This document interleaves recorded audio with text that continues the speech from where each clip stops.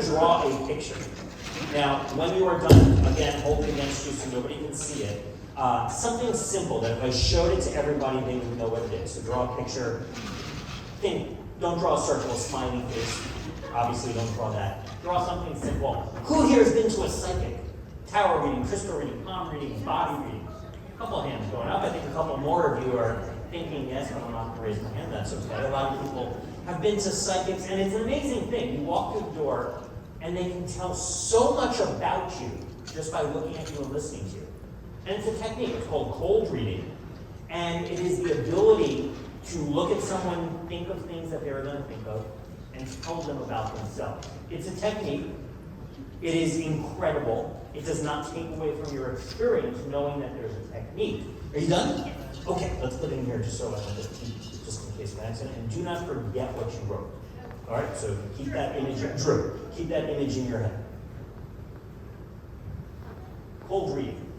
The art of looking at someone and knowing something about them. My promise is that nobody's going to be embarrassed, nobody's having a bad time. So we're going to do a cold reading, but we are going to keep it very broad, because I don't want, you're already uncomfortable being up here, let's be honest. Your name? Sophia. Obviously you're a fun person, you have a great jacket on, but it's interesting because the rest of you is in black, I mean shoes, pants. So my feeling, and be honest here, is that you are a very fun person around the people you want to be fun around. But if it's a room that you come into cold, you gotta warm up a little bit. You're not the person that bursts through the door having fun. So I think there's, just like your outfit, there's probably 2 layers of it. Maybe? Well, you know, yes or no would be good. I'm noticing gold and silver. You're someone that has a difficult time making up their mind. Sometimes, you know, if you're looking at the menu, you're asking everybody else at the table, what are you having? That's good. All right, we got a confirmation there. Is that a citrine on your neck, I believe? That's not a yes, it's a citrine. So you're not a traditional gal. You're not flaunting the diamonds. You're someone that likes something with a little bit of color. I would imagine that you probably have furniture in your house that has a little bit more splash of color than your partner likes.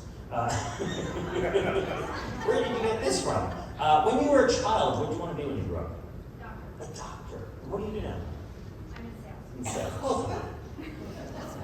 You know, the secret to how I do what I'm doing is that we are more alike than we are different. When you're at home and you're out by yourself and you have those thoughts in your head, and you think to yourself, nobody else thinks like me, I'm the only one that thinks like this. That's not true. We are more alike than we are different. I'm going to ask you a few more questions that's going to help me figure out what you want, what you drew. If you could be anywhere in the world, where would you be?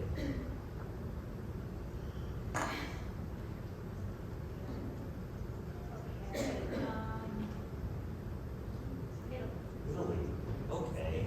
If you could be, well, let me ask you this: pizza or sushi? Which would you prefer? I'm asking these questions to someone who I just said can't make a decision. So, pizza. Beach or the pool? Beach. Beer or liquor or no alcohol? Liquor. What should we answer that one?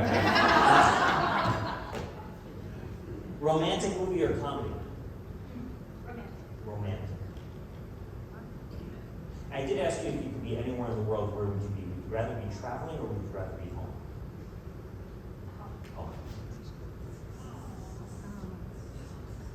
Where'd you grow up? Here. In the DC area or?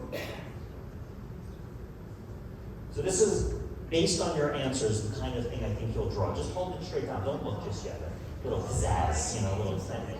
So you drew a house with a smoking chimney, a path. Based on your personality profile, I thought this is what you would draw. Go ahead and look. I think that's pretty.